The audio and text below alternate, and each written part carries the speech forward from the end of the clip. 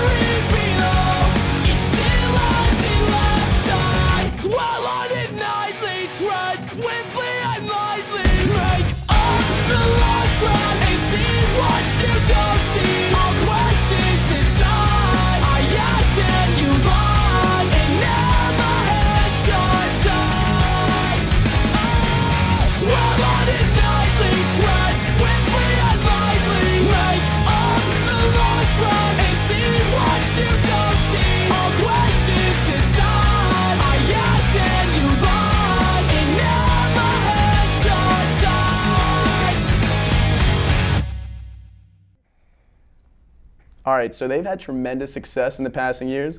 Forming in 2007, they really blew up with their first full-length album, Under Soil and Dirt, which is my personal favorite. They've toured with bands like Man Overboard, also bands like Transit, Defeater, Wilhelm Scream, Title Fight, Polar Bear Club. The list goes on. And they'll also be on Warped Tour this year, so go check them out on all the East Coast dates, and I think the entire tour. But I just recently got into them. My friend over here, Rachel, she knows quite a bit about them. I had to mention was that they are, in fact, named after New Found Glory's album, Sticks and Stones. All right, so that was a correct assumption. All right, awesome. It was a correct assumption. Glory, right? Everybody. I love New Found Glory. As far as I know, everybody loves New Found Glory. They were pretty cool. Yeah. They were pretty cool. All right, now they're from Walnut Creek, California, right? Yeah, there you go. I don't know where that is in California, but it's California. It's so more accurate. do you have any like personal experience or anything with the band? Have you seen them yet? I've actually been able to see them twice, and it was a good time every time. The crowd just is so hyped. They're so into them, and at the time it was when Under Soil and Dirt was out, their first album, which that is my personal favorite too. But What You Don't See is just it's a rager. I don't really know how else to describe it. It's a great album. Like the lead singer Parker, his vocals are it's just so intense and so raw. Like, I mean, you can really feel the emotion behind it. Yeah, that's what I like about him. I mean, it's very relatable. A lot of the stuff that he sings about is just like stuff that you can kind of understand, and I mean, everybody can connect with. So also, I do know that Chad Gilbert produced that album. Chad Gilbert of New Found Glory, so. Which is pretty awesome. Yeah, it's cool stuff. And I don't know if it's ironic, but It's a little ironic. I don't know too much about stories so far, but like you said, I guess they are pretty relatable because I have a lot of friends that are into them, and it's cool. And growing up, I was a big fan of New Found Glory, and I love their music. I think they're really heavy, and people have all their opinions, but they're cool guys, and I'm glad to see other bands that are really influenced by them and continuing it. They blew up. They got really huge blew up. really fast, honestly. Which is really cool, great for them. I mean, that's awesome. Totally. So the next band is somewhat of another East Coast powerhouse, hometown hero style group, hailing from Kingston, PA, which is about 2 hours outside of Philly. We got Title Fight with Cemetery from The Last Thing You Forget.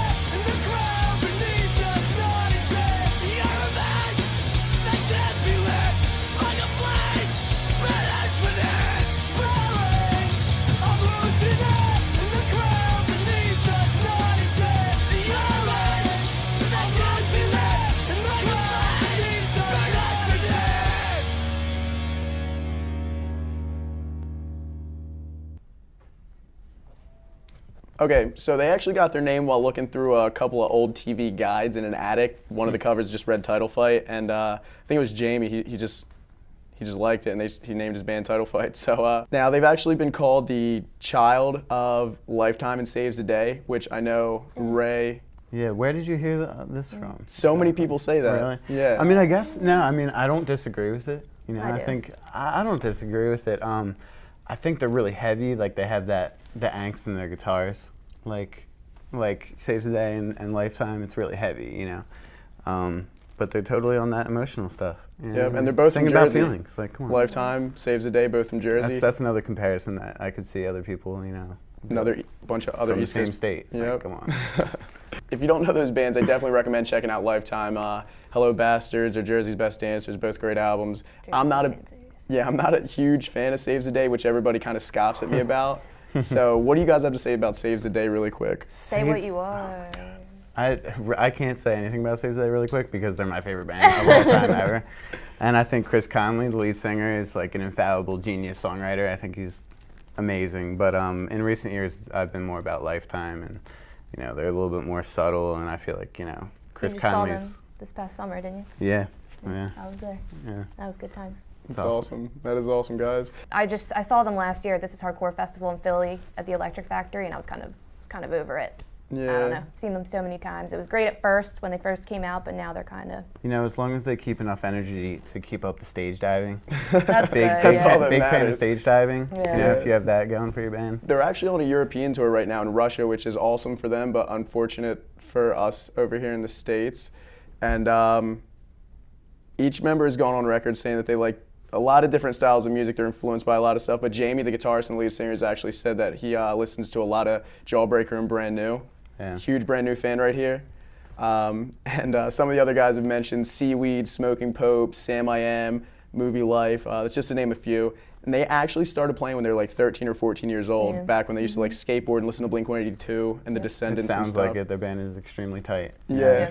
You can just say it when they're playing live. They're all so tight. Totally. It's ridiculous. If you're ever in the area, check out Angelo's Pizza in Wilkes-Barre, PA. You might find them out there just hanging out, eating pizza. That'd be a cool day. Yeah, it would be cool to run into those guys. Now, as these guys have grown, like I said, I want to talk about this. They said that the reason their music's drastically changed in the passing years is they've had to deal with a lot of different things than what they did from 13 and 14 up to their like 19, 18 years of age. So they said the different things that they had to deal with kind of made them write different music, which is understandable, but it's just not what I would want from them. I mean, keep what you had that was working. I mean, don't fix something that's not broken. I mean, I still think they're like very well known for songs like Memorial Field and Loud and Clear. I mean, when you think of Title Fight, that's what I think of, you Yeah. know? I mean, I could probably sing all those songs for all you guys right Yeah. now, but I'll spare Yeah, you. that brings me into like the Saves the Day thing. It was like I feel the same way. It's like when these bands capture something early on, you know, when they're playing music together, everybody wants them to be like keep that up and keep that revolutionary little sound that you're hearing. But it's hard. But like I said, as long as they keep their energy and keep the stage dives going and Well, that's the same thing with Newfound Glory. Yeah. Their last album was. But but Brand New, I feel like they started and they had a certain sound about them. Yeah. Then they kind of morphed with their second worked album, for them, third though. album, fourth album. All their albums are completely different, but they're all flawless. They're all great. Yeah, no, Yeah. agreed. Well, the Agreed. good thing is that these early strong albums keep people listening, you Yeah. know, and like I think that's a big part. I mean, these early albums, like The Last Thing You Forget or whatever, it's a great album. Like that's Flawless. That's like Can't Slow Down for Saves the Day. It's just gonna keep me listening to the new records and the new records and the new records. Just hoping that maybe they'll Yeah. go back. Next band that we have is La Dispute, and I actually picked the song from a split they did with Touche Amore. It's called Why It Scares Me, from Searching for a Pulse and The Worth of the World.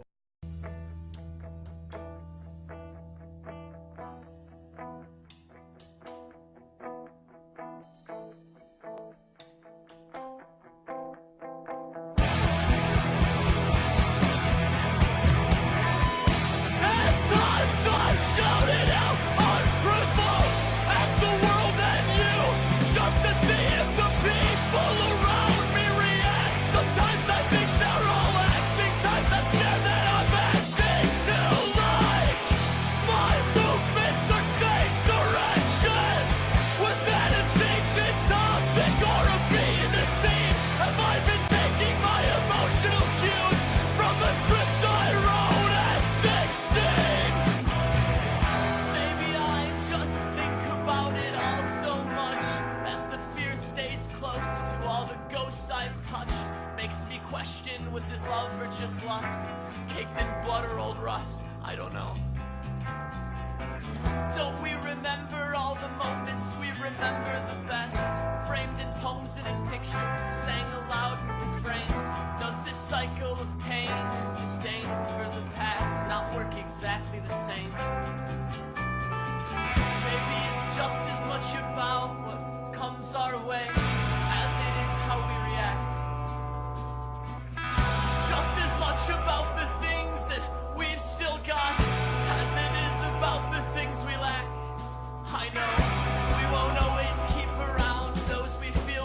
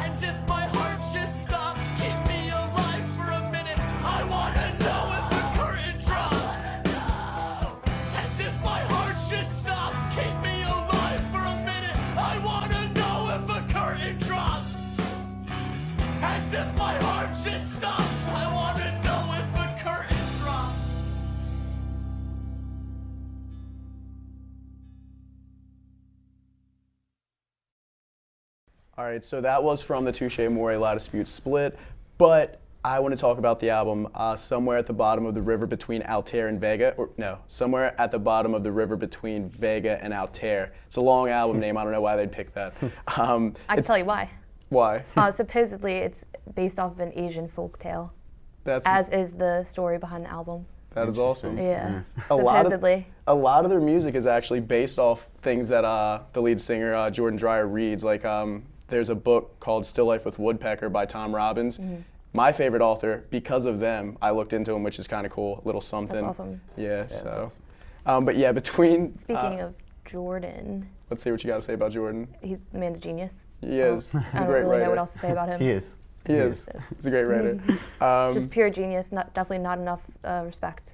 He deserves a lot more. And I feel like not that many people know about him. Like he's not that popular. A lot of Speed's not that popular of a band, but they're mean- so talented. They're incredible, but I mean, I also read on the internet that they're a quote unquote post-hardcore legacy. I don't know what post-hardcore means. Me neither. We'll get into that I'm not another too time. sure. We'll get into that another time.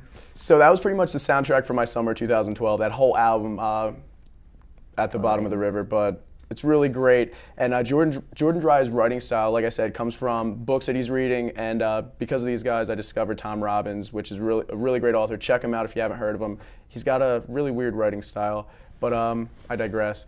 Dreyer also uses stories that people tell him that he can't really shake from his mind. He says that he's been on tour and he's heard so many crazy stories, and it just kind of fuels his writing, which is really cool. I mean, if somebody tells you a story and you can't really forget it, why not write about it? A lot of his writing creates a scene, and it's really poetic, and it kind of has like some of it has a spoken word feel, like Me Without You, Totally. who is also from Philadelphia. If you haven't heard of him, check him out. It's not something that you can just sit down and decide to do. I mean, it's just something that they unconsciously do, or Dreyer does. And he says a lot of their writing actually has a story arc, and it's got like a beginning, a climax, and an ending. Yeah. And they don't plan it, but it just happens, which is really cool.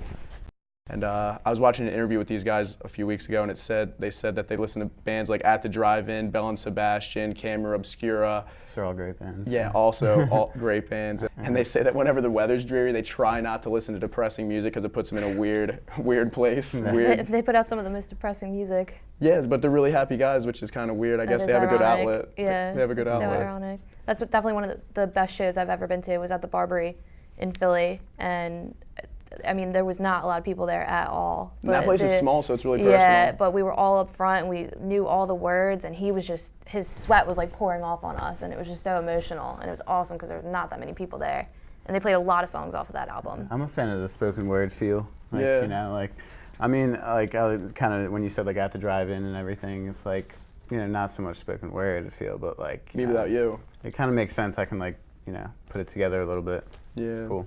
That finally, Touche Amore is the next band we're going to talk about. And this band's name with the double tilde makes no sense in the French language that it's derived from, but can be roughly translated to touch love. So we have Touche Amore with Home Away From Here off the album Parting the Sea Between Brightness and Me.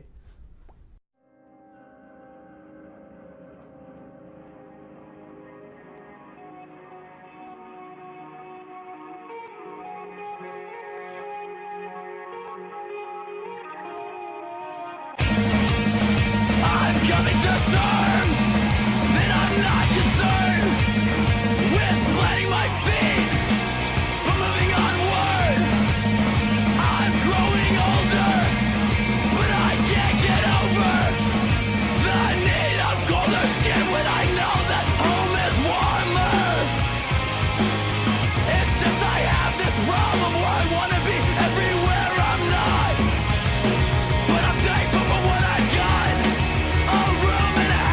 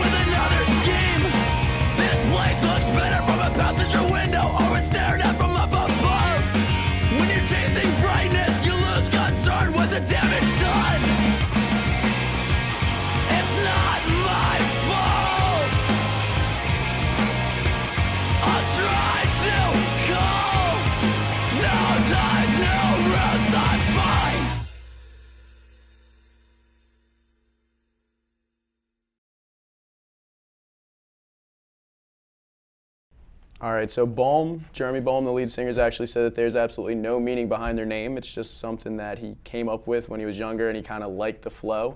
So also writing about issues and concerns he finds really important. He also puts extreme emphasis on enunciation so that you can hear what he's saying. I mean, he wants the message to get across, and he makes sure all his words are decipherable. I mean, you're familiar with Touche Amore, right, Ray? Yeah, definitely. How do you feel about him? I think they're really cool.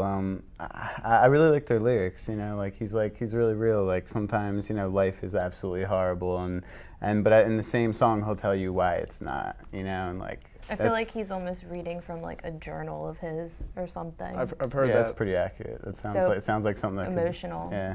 Actually, I think I may have heard that about Jawbreaker or Lifetime, that they got a lot of their lyrics from the journal, which is, I don't know why I'm talking about that now. But so yeah, it's really cool, really great guys, and they have a really DIY punk rock heart feel about the whole music scene. And even when they're on like huge tours, they try and find houses to play shows at. So I mean, Awesome. there's no ego about them, which is really cool. And they're not too big to play a squat or a major concert. I mean, if you can go from a squat in Philly to like Susquehanna Bank Center and just play the same exact way, it's really awesome. Yeah, it's really cool.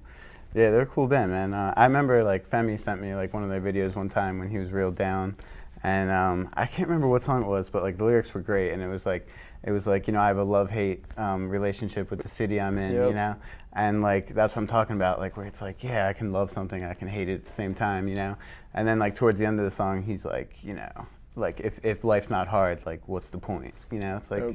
it's kind of like, oh my God, I'm feeling down right now, and this guy's telling me like this is what life's about, you know? It's like killed me.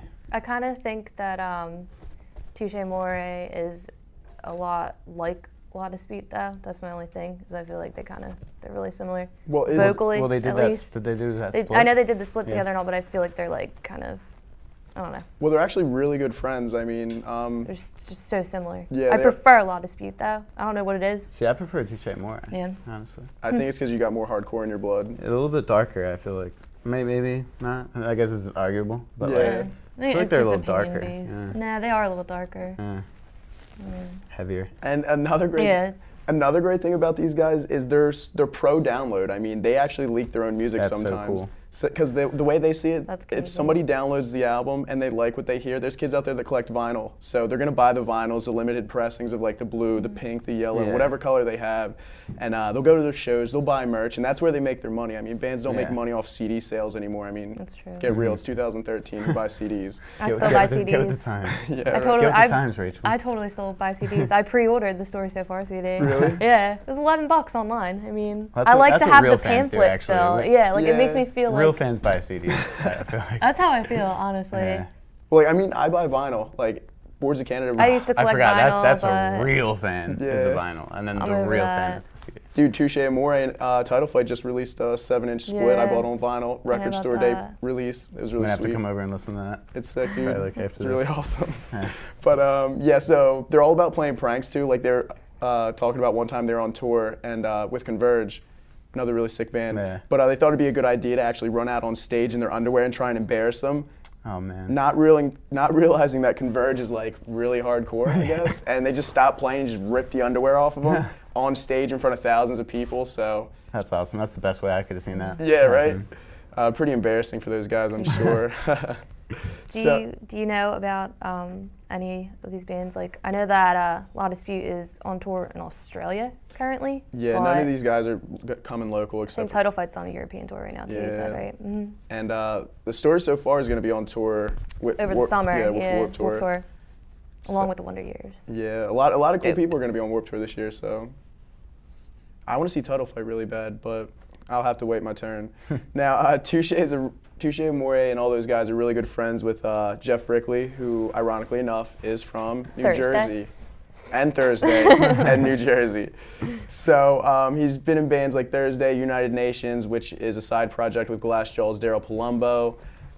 And they actually attribute a lot of their major success to Rickley for his early assistance in kind of getting them out onto the scene, getting them onto tours, helping them break out pretty much. And Boehm's actually said that the bandmates all listen to polar opposite music. So like one guy listens to Billboard's Top 40, and then another group listens to like Converge and Hope Conspiracy. And Boehm, on the other hand, can often be seen wearing T-shirts for like Limp Wrists, Joyce Manor.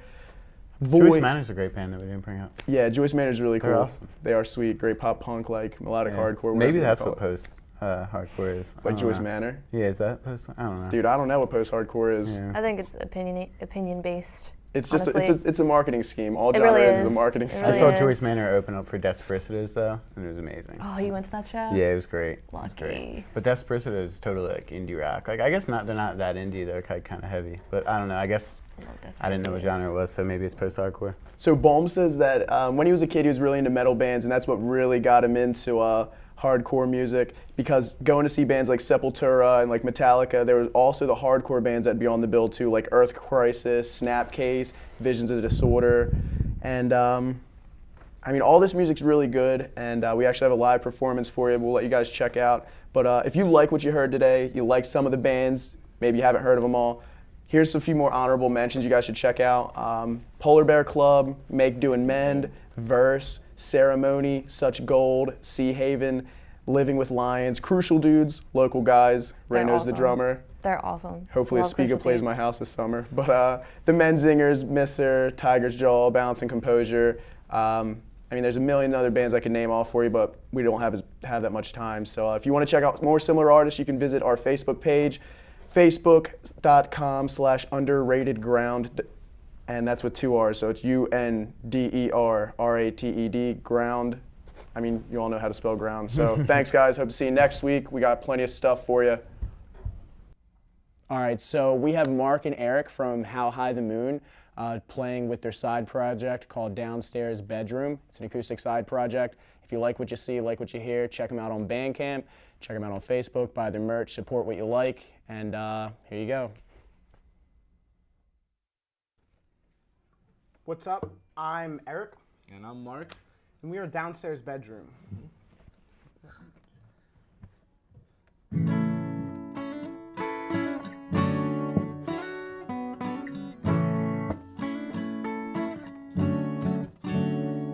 As a child I can remember the snapping in the distance, my mother's trembling hands covering my poor head. Hands are always better than a bulletproof vest. As I grew older, I grew colder. Kept thinking to myself, might as well be dead. Might as well be dead. Might as well be dead. Might as well be dead.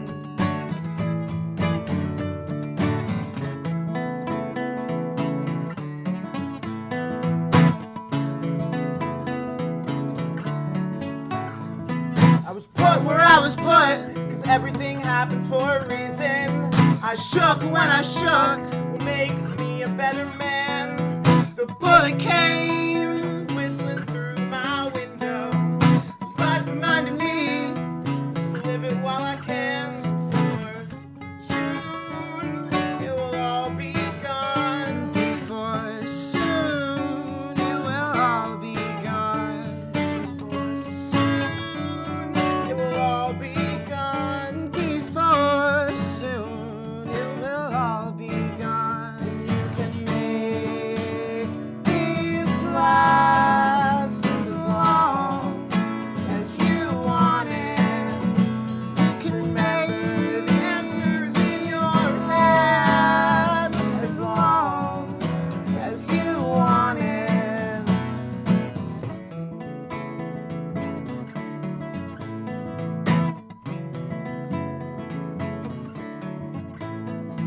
So now I've gotten older, living my life for myself. So most of it on my knees. Now about nothing. The bullet came in through my window, and I saw it coming. So I moved my head, moved my head.